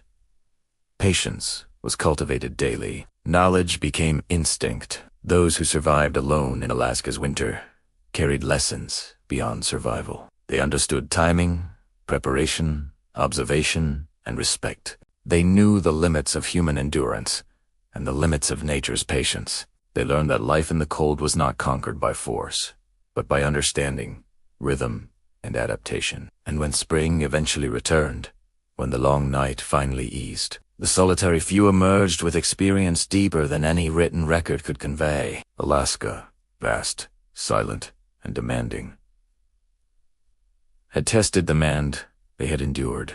In old Alaska, survival was never a matter of luck. It was a matter of skill, preparation, and the clever use of tools. Winter reshaped life in ways that demanded innovation. Every action gathering firewood, hunting, traveling across ice, preserving food required instruments designed specifically for extreme cold. The people who lived here learned to create, adapt, and perfect tools that allowed them to endure months of darkness and frost. Even the simplest objects became indispensable. Knives, for example, were more than cutting implements. They were extensions of the hand, used to carve wood, prepare food, fashion clothing, repair sleds, and maintain traps. A dull or poorly made knife could slow work, reduce efficiency, and sometimes endanger life. Knowledge of sharpening, balancing, and storing blades was vital. Sleds were another cornerstone of winter technology. Wooden frames, carefully measured and constructed, supported heavy loads of food, firewood, and supplies. Runners were shaped for snow and ice, often smoothed and oiled to reduce friction. Lashings of sinew or rope held cargo securely. Some sleds were designed for speed, others for endurance. Proper maintenance could mean a journey across miles of frozen wilderness or a day lost to drifting snow. Snowshoes transformed the landscape itself. Without them, deep snow made travel exhausting and slow. Snowshoes, crafted from wood and rawhide, spread weight evenly over soft snow, allowing gliding movement rather than sinking steps. Designs varied, wide and long for powdery terrain, shorter for packed trails. Mastery of snowshoe technique was critical. Too fast, and a person exhausted themselves. Too slow, and a hunt or supply run could fail. Clothing was technology in motion. Layers of furs, hides, and skins were carefully selected, sewn, and fitted to maximize warmth while allowing movement. Waterproofing techniques, such as oiling or smoking hides, ensured that snow and ice could not penetrate. Every stitch was deliberate, every seam considered. Gloves, mittens, boots, and parkas were not just comfort, they were survival instruments. Improper clothing could quickly turn a routine day into a fight for life. Hunting tools were equally precise. Bows, arrows, harpoons, traps, and snares were made for specific prey and conditions. Materials were chosen for durability in extreme cold. Sinew bindings, sharpened bone tips, and wooden shafts were all selected carefully, maintained meticulously, and replaced when necessary. The effectiveness of these tools was a matter of life and death. Ice and snow themselves became instruments. Blocks of ice were cut for storage or construction. Snow was packed to create windbreaks or insulated shelters. Drifts and frozen rivers served as pathways, bridges, and even storage spaces. Understanding how the land could be manipulated safely was as important as understanding the tools themselves. Fire technology was central to daily life. Stone hearths, fire pits, oil lamps, and controlled embers all required skill. Fire could cook food, dry clothing, melt ice for water, provide warmth, and illuminate the darkness. Maintaining a fire in extreme cold was both art and science. The right placement of logs, the control of airflow, and the management of fuel determined success. Even simple containers were ingenious. Baskets woven from reeds or bark carried food and materials. Wooden boxers, ice cellars, and snow pits stored perishable items. Skin bags kept water from freezing or stored freshly caught fish. These containers were lightweight, durable, and adapted perfectly to the conditions. Water technology relied on careful observation. Lakes and rivers froze solid, but water was essential. Techniques for melting ice safely, collecting snow without contamination, and storing liquid of future use were refined over generations. Understanding the properties of ice and snow was more than science, it was survival knowledge. Tools were maintained constantly. Unlike modern equipment, these items could not be replaced easily. Knives were sharpened and oiled, sled runners were checked for cracks, clothing was patched, and traps reset. Maintenance required regular attention, especially as winter progressed and materials endured relentless cold and stress. Innovation often came from necessity. When standard tools failed, people improvised. Broken sled runners might be repaired with strips of wood and sinew. Torn clothing could be patched with animal skins. Improvised ice chisels or wooden scoops served critical functions when commercial tools were unavailable. Adaptability was as valuable as the tools themselves. Knowledge of tools and technology was taught carefully. Children learned through observation, imitation, and practice. Mistakes could be dangerous, so early education emphasized caution, precision, and respect. By the time they were young adults, they could handle every tool required for winter life, from knife to sled, from snowshoe to fire management. Some tools were communal. Large sleds, firewood stockpiles, and shared ice cellars often served entire groups or communities. Cooperation ensured efficiency and survival, especially during storms or deep cold. Knowledge about how to use and maintain these communal tools was passed down carefully. Even navigation relied on ingenuity. Markers made from carved wood, rocks, or snow formations helped guide travelers across featureless expanses. Memory maps of rivers, ridges, and mountain passes were supplemented with these physical markers, forming a network of guidance across the frozen landscape. Every tool reflected adaptation. Nothing was accidental. Each item was designed for maximum efficiency, minimum waste, and suitability for extreme conditions. Technology here was not luxury, it was life. The first people of Alaska developed a deep understanding of their environment and the tools required to thrive within it. Outsiders often marveled at the effectiveness of these tools, but struggled to replicate them without local knowledge. Mastery was not simply in having tools, it was knowing how, when, and why to use them. In winter, technology became an extension of the body. Knives, sleds, snowshoes, fire, and clothing were integrated into daily routine. They extended strength, preserved energy, and protected against the cold. To ignore their importance was to court failure. Innovation continued even as modern tools arrived. Metal tools, firearms, and imported clothing were incorporated, but always with caution. Traditional knowledge remained critical. The land did not surrender to novelty. It required compatibility with established methods of survival. In essence, the tools and technology of winter life were not about dominance over nature. They were about collaboration with it. They allowed people to move, eat, sleep, and endure the long, dark winter months. They transformed a landscape from a place of danger into a place where life could not just exist, but persist. And in the deep, relentless cold of old Alaska, the careful use, maintenance, and adaptation of these tools determined who survived and who became part of the land's quiet history. Hunting in old Alaska was never sport. It was life. In the long, merciless winters, food was not abundant. Rivers froze. Forests became silent, and the snow-covered tundra hid prey beneath blankets of white. Survival depended on skill, patience, and understanding the deep rhythms of the land and its creatures. Every hunt was both physical and mental an exercise, in strategy, endurance, and respect. Preparation began long before a hunter left the warmth of home. Equipment had to be checked and repaired. Knives were sharpened, traps inspected, sleds prepared, snowshoes adjusted, and firearms cleaned and loaded where available. Clothing layers were reviewed carefully, ensuring insulation against the biting cold while maintaining mobility for swift action. Even small oversights could spell disaster. The choice of location was deliberate. Hunters knew their land intimately. They understood where caribou migrated, where foxes' dens emerged, and where moose traveled. Tracks in the snow were studied carefully, sometimes days in advance, to predict movement. Familiarity with the terrain was a crucial advantage. One misjudged step, one misread track, and a hunt could end in failure or worse. Tracking required acute observation. Footprints, broken branches, disturbed snow, and subtle markings in the landscape revealed the passage of animals. Hunters interpreted every sign. The depth of a track indicated size and weight. The direction of displacement indicated speed and urgency. The scent on snow or ice hinted at presence or absence.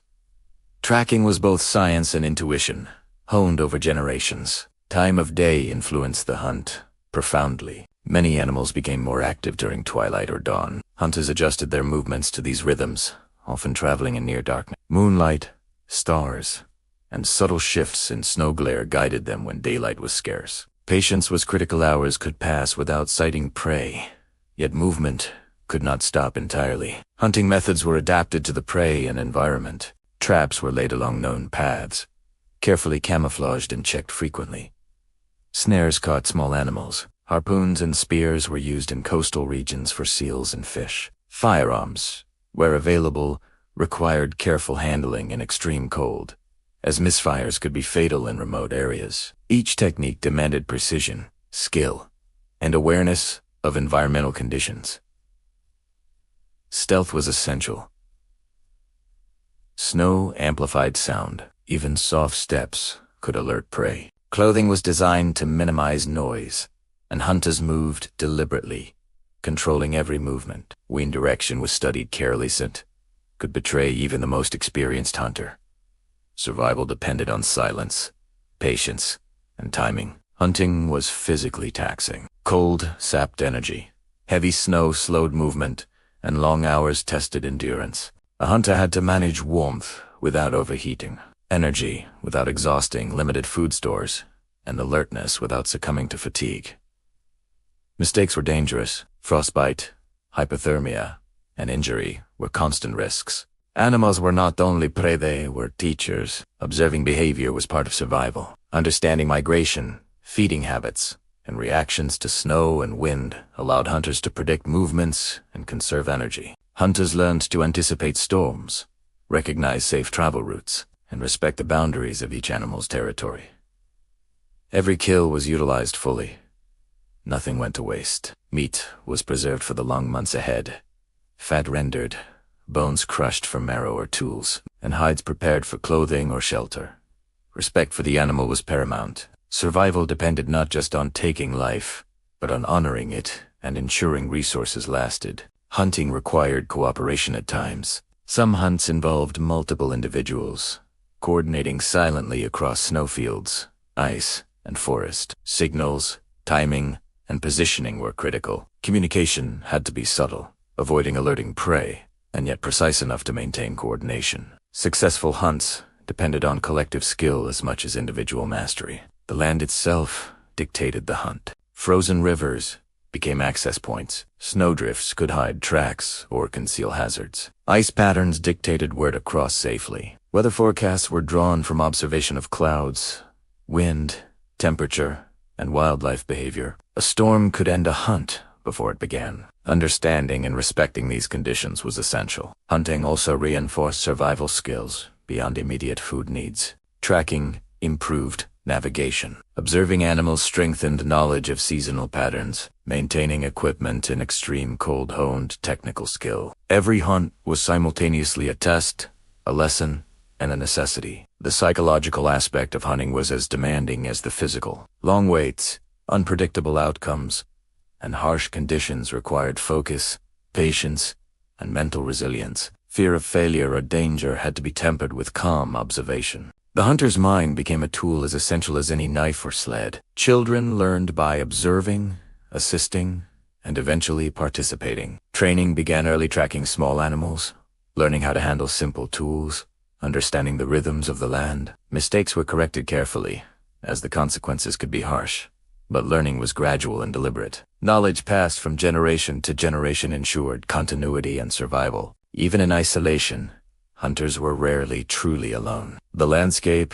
animals, and weather were constant companions. Awareness of natural sounds, smells, and movements became second nature. Understanding these subtle cues could mean the difference between a successful hunt and a dangerous situation. Hunting in the deep cold was more than a means to survive. It was a profound interaction with the environment. It taught respect for life, patience in action, awareness of danger, and ingenuity in solving challenges. It honed skills that applied to every aspect of winter living: movement, food preservation, fire tending, and shelter maintenance. For those who mastered hunting in Alaska's long winters, survival became not only possible, but sustainable. They learned the balance between risk and reward, between patience and action, between observation and instinct. They became attuned to the deep rhythms of the frozen world, reading signs invisible to outsiders. And when the land provided sustenance, they understood its value not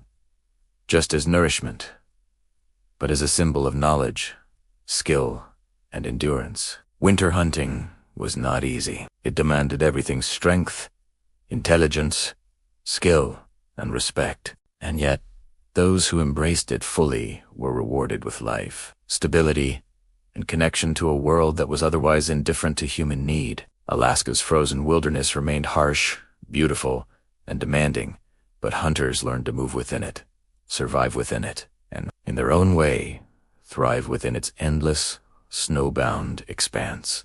In Alaska, winter was not a gentle season. It was a force sudden, immense, and uncompromising. Snow fell, not gradually, but in sheets driven by wind. Blizzards arrived without warning, reducing visibility to near nothing. Ice and wind combined to form drifts taller than a person. Rivers froze over one day and cracked under pressure the next. For those who lived in old Alaska, storms were an ever-present teacher, offering lessons in respect, patience, and endurance. The arrival of a storm could be almost imperceptible. A subtle drop in temperature, a shift in wind direction, or the distant howl of wind through trees signal change. Experienced eyes scanned the sky, noting clouds and light. Every subtle sign mattered.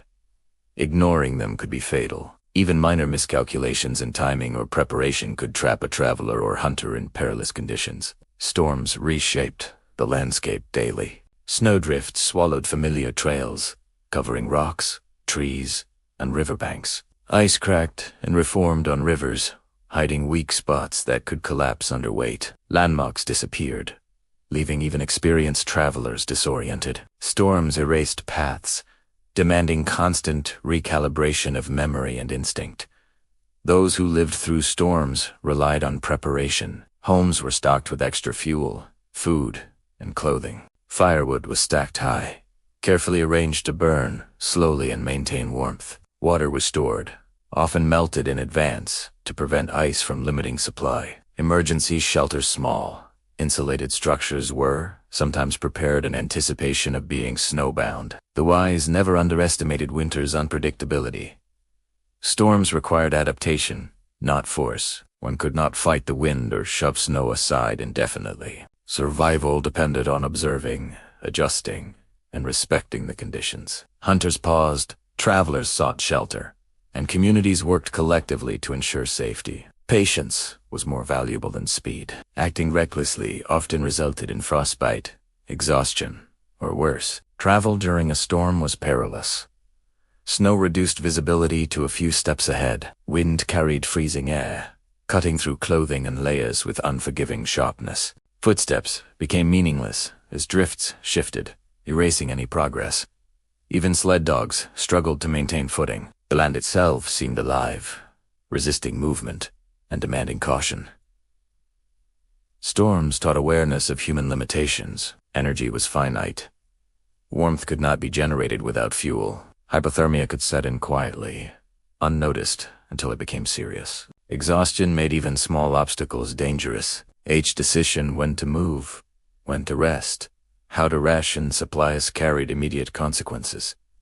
Observation became survival. Experienced individuals read snow patterns, wind direction, and temperature changes to predict storm intensity and duration. Understanding the natural rhythm of weather allowed them to anticipate changes, find shelter, and prepare accordingly. Those without such knowledge were vulnerable. Communities shared storm wisdom. Stories passed from generation to generation included lessons on reading clouds, listening to the wind, and observing animal behavior. Wolves, foxes, and birds often sensed storms before humans, and their movement or hiding could indicate approaching danger. Even the first people of Alaska relied on these subtle signs to make critical decisions. Storms forced ingenuity. Improvised shelters, no walls, igloos, or temporary lean-tos protected against wind and drifting snow.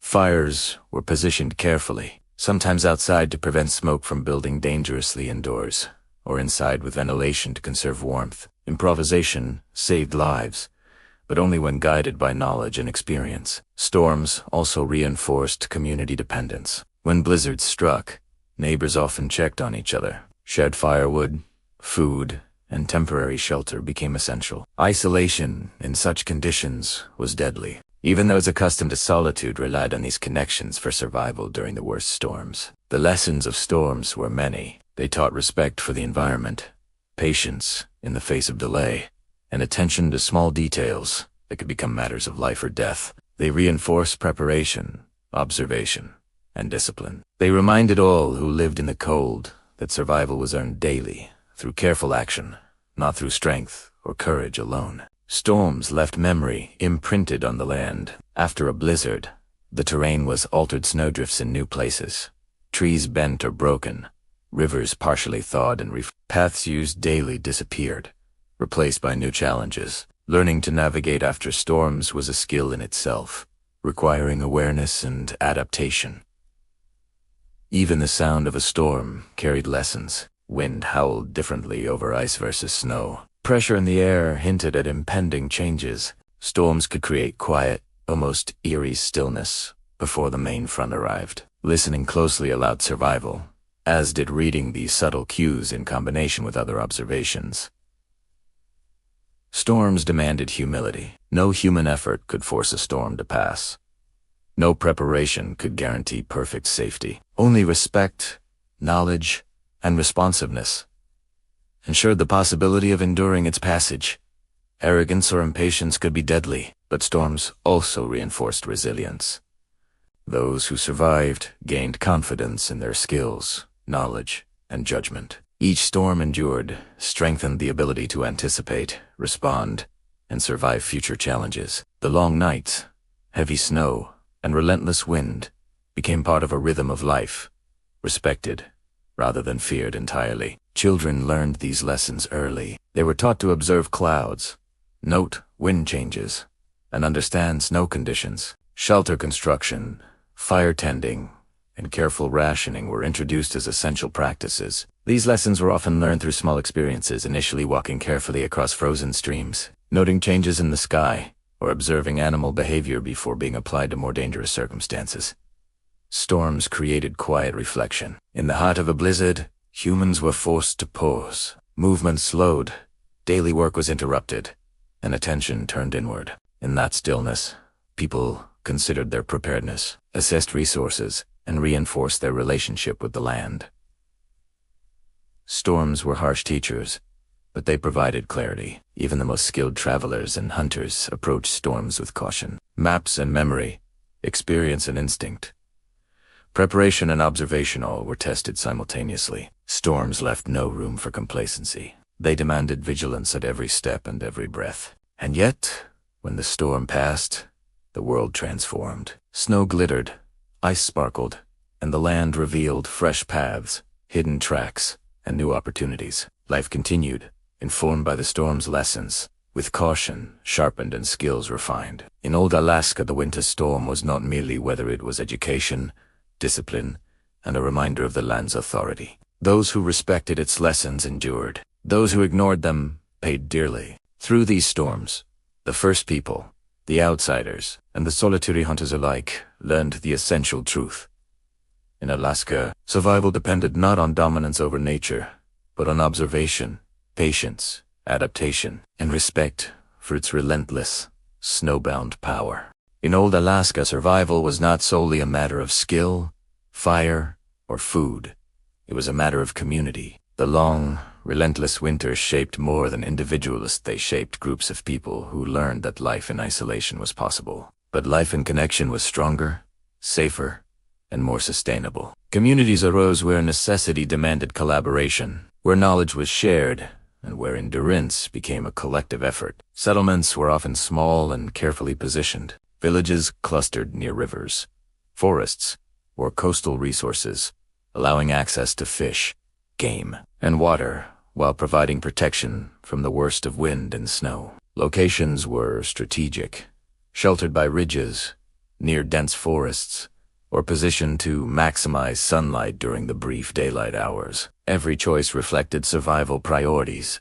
Architecture reflected both ingenuity and cooperation. Homes were built to hold warmth, often in clusters to minimize heat loss and allow shared resources. Walls were thick with insulation, wood, sod, or laid for sand roofs sloped to shed snow efficiently. Fireplaces and hearths were central, providing warmth to multiple rooms, often used communally for cooking, drying, clothing, and gathering. Every structure reflected lessons honed over generations. Food storage and preparation became shared responsibilities. Large caches of preserved meat, fish, and fat were maintained for communal use. Shared hunting trips ensured that every family had access to essential supplies. Even when individual hunts failed, ice cellars, smokehouses, and drying racks were often constructed and maintained collectively. Cooperation allowed efficiency, reduced risk, and maximized survival. Fire continued to play its central role, now as a social anchor. Gathering around a hearth, people shared warmth, stories, and knowledge. These fires were more than physical, they were symbolic. They reinforced social bonds, provided comfort in the long nights, and offered a rhythm for daily life. Decisions were made, children were taught, and histories were preserved in the quiet glow of flames. Work was divided but interconnected. Some individuals specialized in hunting, others in fishing, woodworking, or clothing preparation. Responsibilities were allocated based on skill and experience, but knowledge was shared so that emergencies could be met collectively. Collaboration reduced individual vulnerability, ensured continuity, and strengthened community resilience. Education was built into daily survival. Children learned by doing, observing, and participating in essential tasks. They watched elders prepare fire, repair tools, set traps, and manage food stores. Storytelling was not mere entertainment. It was a method of passing down critical knowledge about weather, terrain, animal behavior, and survival strategies. Each child was prepared for both solitary and communal challenges. Communication across the community was subtle, but critical. Signals, markers, and agreed-upon paths allowed coordination during storms, hunting expeditions, or emergency situations. Even silence was a tool. Noise could disturb animals, mislead travelers, or signal danger. Communities developed protocols for daily life and crisis management that ensured safety despite harsh conditions. Health and well-being were maintained collectively. Those who were ill or injured were supported by neighbors. Food, warmth, and shelter were shared when needed. Knowledge of medicinal plants, cold care, and injury treatment was passed between families. Survival depended not only on physical skill, but on mutual care. Rituals and traditions reinforced community cohesion. Celebrations of seasonal change, shared meals, and storytelling nights became central to life. These gatherings maintained morale, reinforced social bonds, and provided continuity across the long winters. Even the harsh environment could not suppress the human need for connection, culture, and rhythm. Leadership was often practical rather than formal. Guidance came from the most experienced hunters, elders, or those who had survived multiple winters. Decisions were respected because they were based on knowledge and skill, not authority alone. Leaders emerged naturally, often quietly, through demonstration rather than decree. Trade and interaction with outsiders supplemented community resources. Communities selectively incorporated tools, knowledge, and goods brought by traders, explorers, and missionaries. These interactions were carefully balanced. Resources were adopted only when they fit into established survival systems. Communities preserved their core knowledge while adapting what was useful. Conflict existed, but necessity shaped cooperation. Disputes were resolved quickly when survival was at stake. Cooperation took precedence over ego or rivalry. The long winters and harsh conditions reinforced the understanding that isolation or division could be fatal. Harmony was not optional, it was essential. Transportation and movement within communities were coordinated. Sled routes, pathways through snow, and shared shelters were maintained collectively. Tasks, such as moving firewood, ice, and game, were organized to ensure efficiency. Knowledge of terrain, weather, and seasonal patterns was communicated, making group movement safer and more effective than individual efforts. Survival demanded foresight. Communities planned months in advance. Hunting schedules, food preservation, clothing preparation, and firewood collection were all carefully organized. The long winter allowed no room for improvisation alone. Coordination amplified effectiveness, reduced risk, and ensured that every member could endure. The lessons of the first people guided these communities. Knowledge passed down over generations informed every decision: how to build shelters, store food, travel safely, and manage resources. Outsiders learned to respect and adopt these practices because they were proven under the harshest conditions. Even the most isolated households relied on the collective. No cabin could withstand extreme cold, blizzards, or scarcity entirely alone. Communities became safety nets, ensuring that life could continue despite challenges. Shared experience amplified resilience. The social structure was subtle but strong. Roles, responsibilities, and knowledge distribution were adaptive. Children observed, adults executed, and elders guided. Communication, care, and labor were all interwoven into a web that ensured the survival of each member. The result was a network of resilience. These communities did not just survive, they endured, learned, and thrived. They mastered the land, the cold, and each other's strengths. In the long night of winter, life was sustained not only by fire, food, and tools, but by the careful integration of people into a supportive, knowledgeable, and adaptive system. Even as roads, settlements, and outsiders gradually arrived, these foundational communities preserved lessons critical to life in Alaska's frozen expanses. Collaboration outweighed isolation.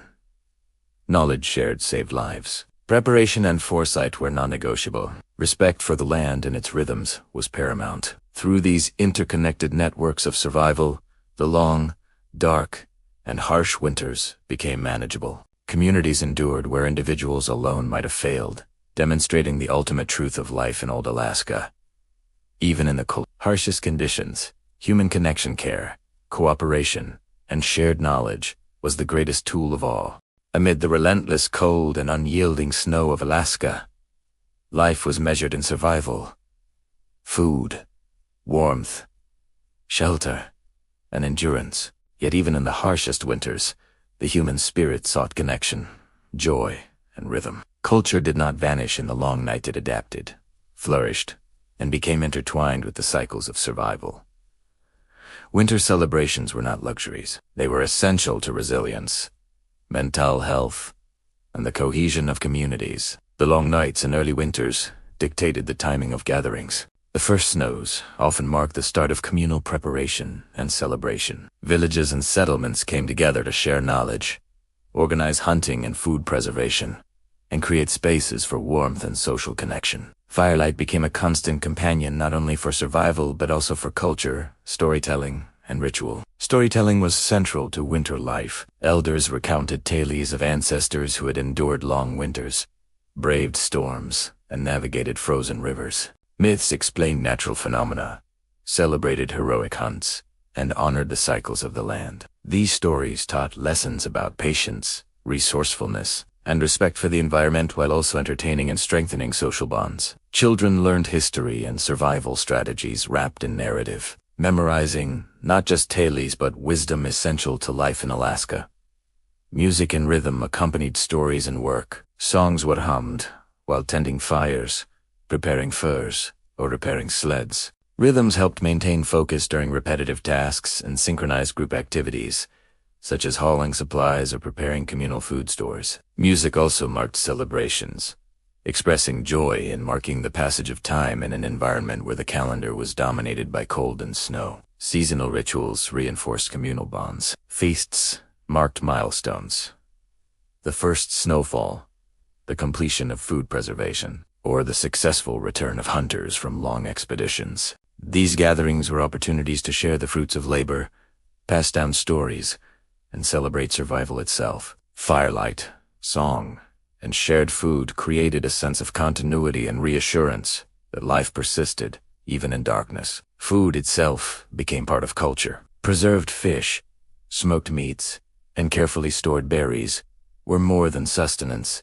They were symbols of preparation, skill, and survival. Certain dishes were reserved for special occasions, reflecting both practicality and celebration. Sharing food reinforced interdependence, reminding every individual of their place within the community. Clothing, decoration, and art carried meaning. Fur garments, sewn with care, were sometimes decorated with beads, shells, or dyed patterns for special occasions. Designs reflected family, status, and artistic expression while remaining functional for extreme cold. Even utilitarian items were often infused with creativity, turning everyday survival into a form of cultural expression. Games and storytelling exercises trained both body and mind. During blizzards or extended darkness, when travel was impossible, communities created games that tested memory, dexterity, and knowledge. These activities prepared individuals for hunting, tracking, and navigation, while fostering mental resilience. Laughter, competition, and shared challenge reinforced social cohesion.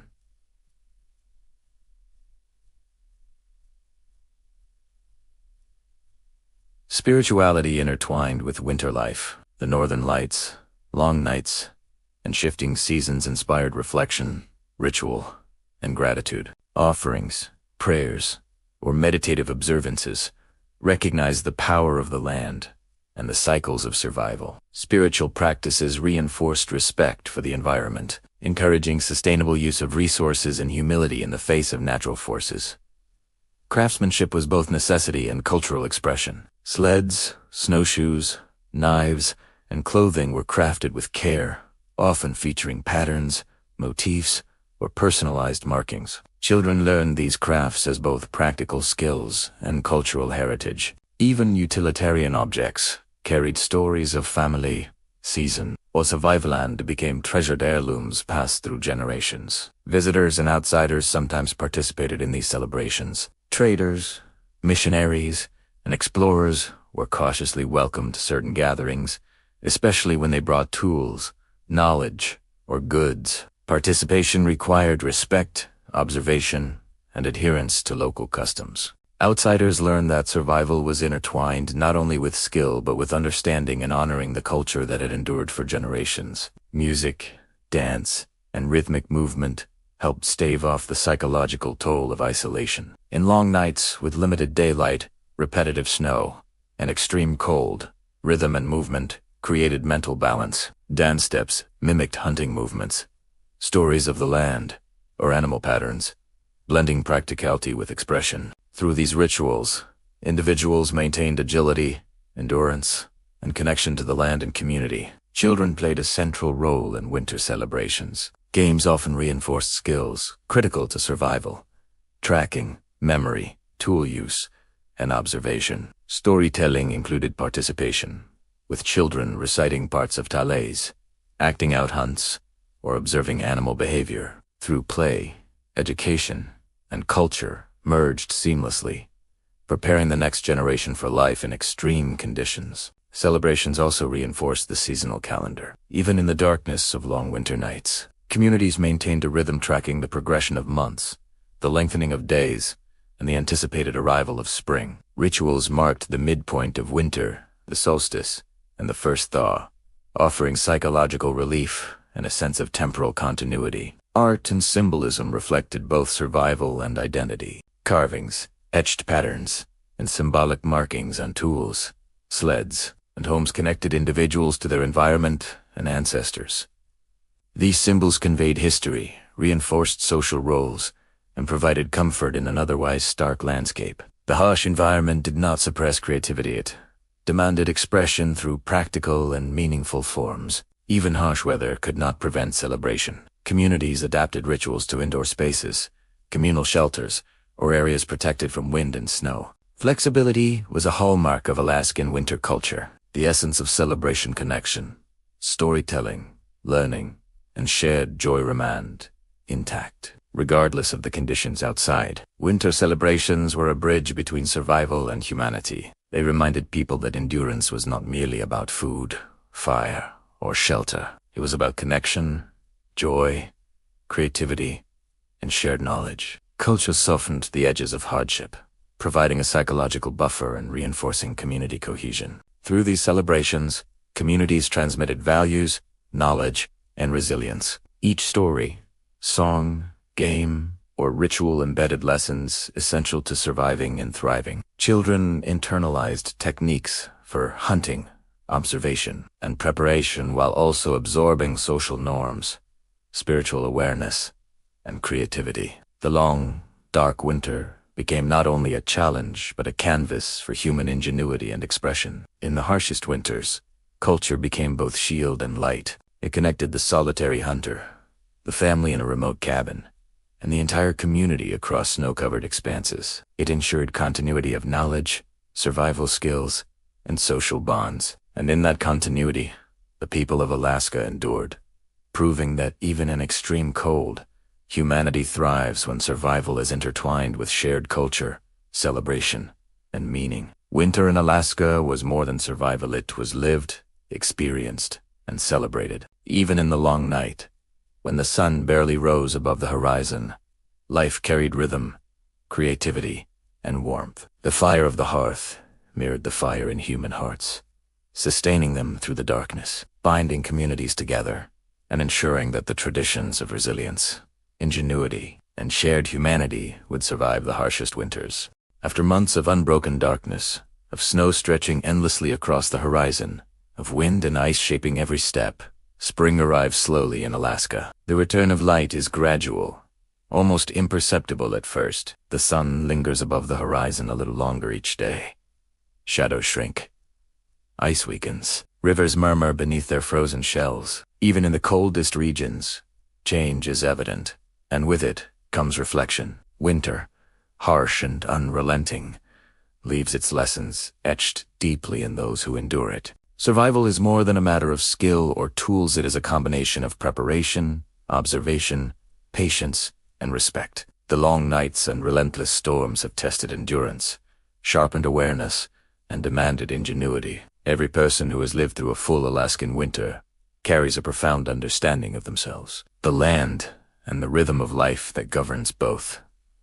The landscape itself changes with the light. Snow begins to melt unevenly, revealing rocks, moss, and early sprouts of vegetation. Rivers that were once frozen solid open slowly, their currents swelling with thawed water. Trails re-emerge, sometimes revealing tracks made long ago, hidden beneath drifts and ice. To the careful observer, these signs tell stories of survival. Who moved where, which animals thrived, and which humans endured. Communities breathe a quiet sigh of relief. Hunting becomes easier as game moves more predictably.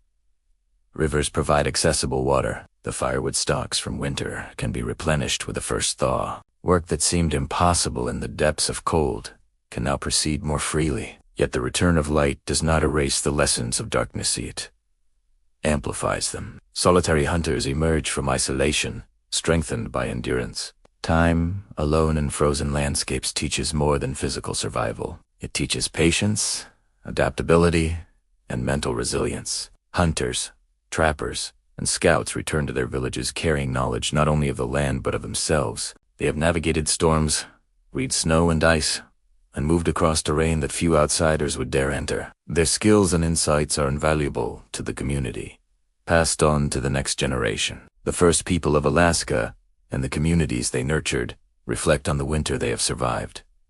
Celebrations mark not only survival, but continuity. The return of light signals the ability to begin anew, to repair, rebuild, and prepare for future cycles. Children, who have learned from observation, play, and participation, understand more fully the rhythms of the land. Elders offer guidance, drawing connections between past and present, weaving lessons of winter into stories of resilience and identity.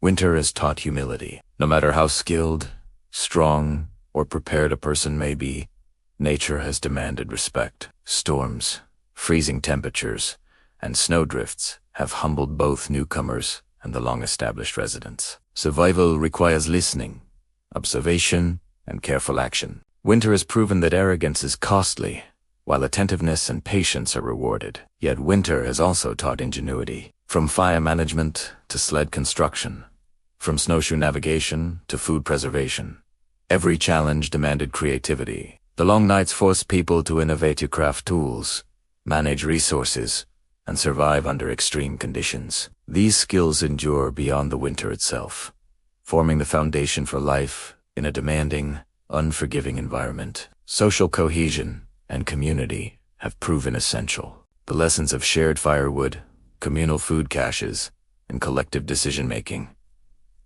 shine brightest when light returns. No individual, no matter how capable, thrives alone indefinitely in such conditions. Winter has underscored the necessity of collaboration, trust, and mutual care. Communities that have endured the long nights emerge stronger, bonded by shared hardship and knowledge. Winter has also honed observation and awareness. Those who survived understand the subtleties of snow, ice, wind, and wildlife. They can read patterns invisible to the untrained eye. These skills, born of necessity, allow people to move efficiently, hunt effectively, and avoid danger. Knowledge accumulated over the months is now applied in preparation for spring, ensuring continuity of survival. The return of light brings reflection on the cyclical nature of life. Just as winter arrived, so it will return.